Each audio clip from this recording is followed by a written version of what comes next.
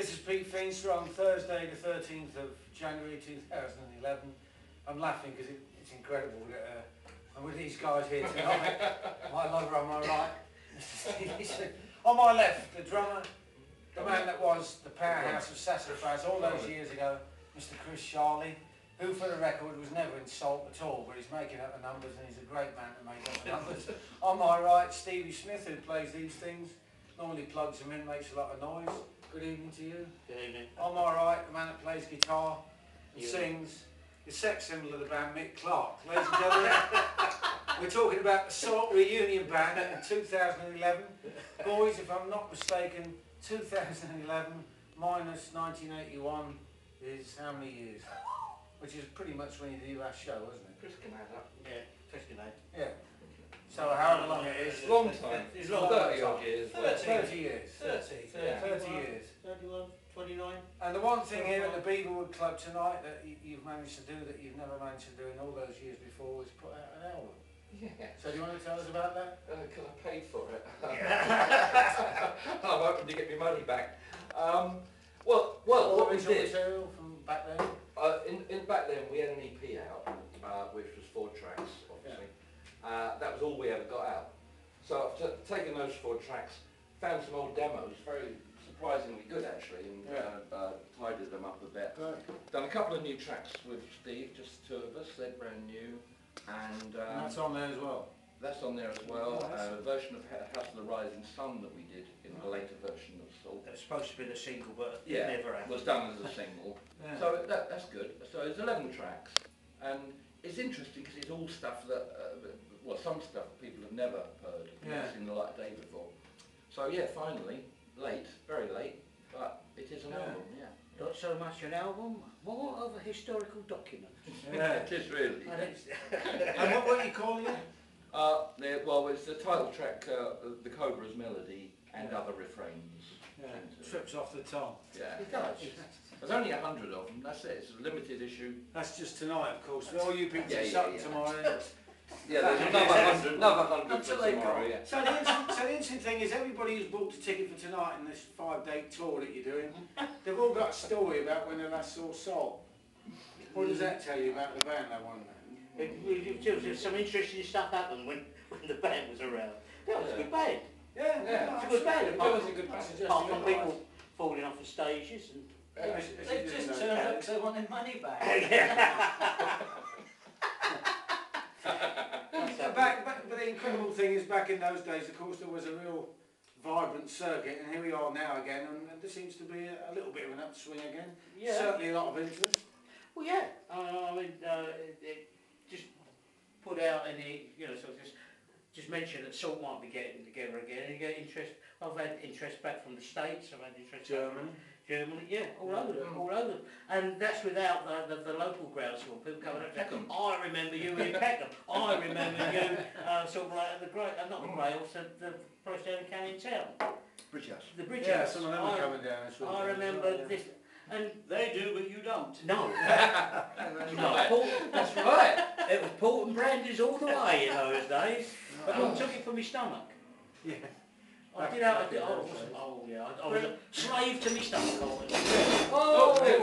Talking of slaves, is that bass black? Is that bass tune? Come in, With Mr. Heavy Metal, as you can hear. Oh, I Come see. and join Donald, ladies and gentlemen. Revolted already. Original bass player. And the second section of the band, who was sacked from the original band for breaking doors down, as you can say.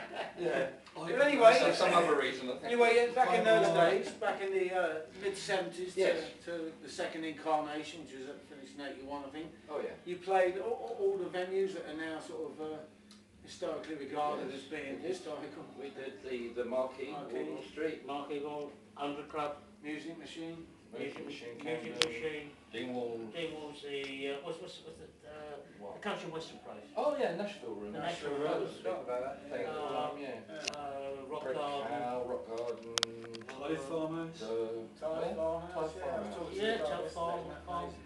Reading Festival. Reading Festival. Oh, New Victoria. Yeah, the Reading Festival, of course, was with New Victoria Festival. But for all the blues fans out there, you also play with Muddy With Waters. Muddy Waters at the New Victoria Theatre Yes. in New Victoria. Which was Richard Branson's old place, wasn't it? Is it? Oh, you was are. fantastic. If you're out there, Richard, and I'm wrong, you can tell we're wrong, but I think it was, yeah. Okay, cool. I think you owned it. And you got a great review in the Times for that. It was a great night. We had a fantastic gig because we thought this was going to be a purist audience. In those days, blues was a bit. There was this purist element. Yeah. So we were a bit nervous.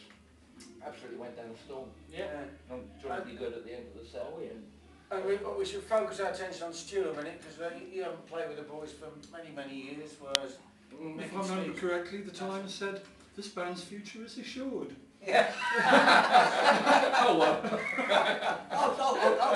I'll drink to that. That's the bit I read all the time. It's sure. Keeps it in his wallet.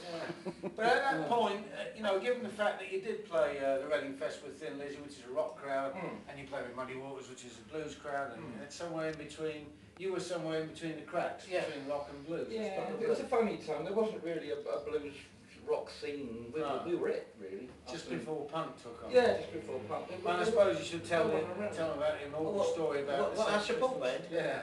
The support band at the Under Club? The Sex Pistols. Sex Pistols, that's right, yeah. And what did you make of them at the time? Well, it was interesting.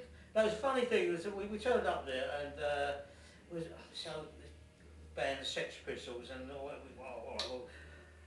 what they said was We want to go on last. yeah. Well, We went on. Yeah, they did.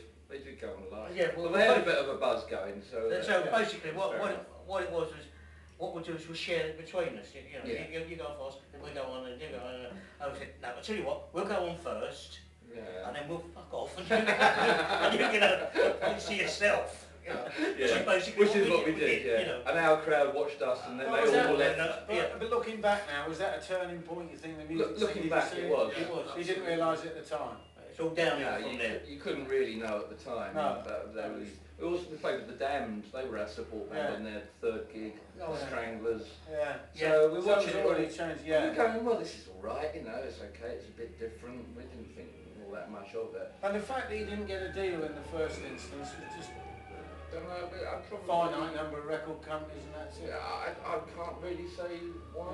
Because you were incredibly popular. They always would say they had a great night out, but perhaps they didn't hear the hits maybe. Perhaps we didn't have it, I don't know. We didn't set out at that time to be commercial, we just doing that. But when you did finish, which was 81 I think, you went off to America. Well, sort of. I went to America in '79 actually, and then came back and we did a bit more. What happened in the end? I can't remember. And Steve, that's right, I made an album. I made an album and broke the band up. But it was kind of petering out. There was nowhere to go really at the time. No, it was a strange time. I wanted to make a solo album just to sort of get my own musical ideas out, and then Steve got the offer with Bad Manners, and it wasn't really going anywhere. I didn't do Top of the Pop. I did 3 tours of the States with Bad Manners, and I did an album and a single. Did a bit of television with them, but I never did Top of the Pops. Certainly My Boy Lollipop was on TV with you on it. Oh yeah, that was me. But the interesting about that was the reason why we got to the States was because of that My Boy Lollipop, and I don't even play Mount Morgan on the record. Oh, don't tell me that. I'm on the video. That's all that counts. Yeah. At that time, MTV was starting up, and they didn't have enough video. They're crying out for videos. Yeah. So the record company gave them this video of my girl Lollipop, and it went down My the store. Boy Lollipop? No, My Girl Lollipop. Oh, right. Yeah. Oh, he's still Yeah. Buster singing My Boy Lollipop. Yeah. No. In the closet in upstairs. Not really. So it went down, and it went down really well, surprisingly, on the West Coast with all the surfing. We used to turn up at gigs with this 16, 18-year-old surfing bods, sort of like slam dancing. It was unreal. Oh, we did three tours of the States. Well, I said tours to California and Chicago, and got to New York, and then reality setting, and then the record company. And then well, that I'm not sure. There's some internal politics there. And then I joined up with Ruthless. In about 1985 now. It'd be 80, before that I was still with Bad Manners. Yeah. So I don't know, 84, 85, something like that. Pieces, yeah. And when did you first kind of conceive of putting the band back together? It's your idea. Is your idea? No, your idea. Well, a few years ago, wasn't it? 'Cause it's been on the back burner. Because we had a date, but it was the exact date I was moving house, and I couldn't really see that happening. And then you had a car accident, and then it just. And Stu lives in Wales. Well, yeah, Matt's been living in Wales. We've been Well, in touch. Scotland. And he lives in We've done Scotland. different Yeah. things And he's as well, Welsh. you know. But no, it just eventually its time came, and Yeah, here we are. we all had the time to do it. Yeah. Yeah. Good, so this is I think it's a 5-run stint. Tonight's for Beaverwood, tomorrow's the Beaverwood Club Sutton, Saturday's Zoo at the Moonhand Hill, Sunday is All Joe's Saints Art Centre, Joe's Garage in North London, Whetstone, and the Bull's Head Barnes, very famous jazz club on Monday. Well, Mum and Well, Dad they won't took be me playing there. jazz. And I mean, are we going to have some more, do you think, if this goes well? I think it's always possible. Yeah. We certainly hope so. Yeah. See how it goes. Yeah. Okay, well, Sounds good so on far. that positive note, we're going to enjoy the show now, and Yeah. this is Pete Feenstra saying thank you very much one more time for Chris Charley for providing the humour, the Guinness, Much and the obliged. Heinz. Right. Stevie Smith and Tales of Bad Manners, and you said Bad Company. Nick Clark on my right, Stu McDonald on the far left, The on quiet my one. right. Quiet one for a while. Thank you very much, Alan Kimber on Pete- the camera. Pete Recording Feenstra on rate- mouth. Recording rate 47. Thank you very much and good night.